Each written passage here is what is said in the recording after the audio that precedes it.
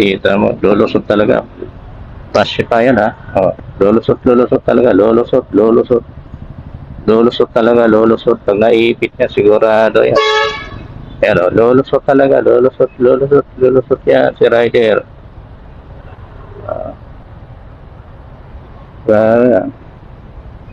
Pag naipit yan, wawalisin na lang yan dyan sa kalsada.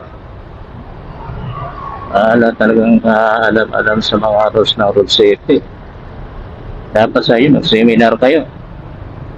Matuto kayo.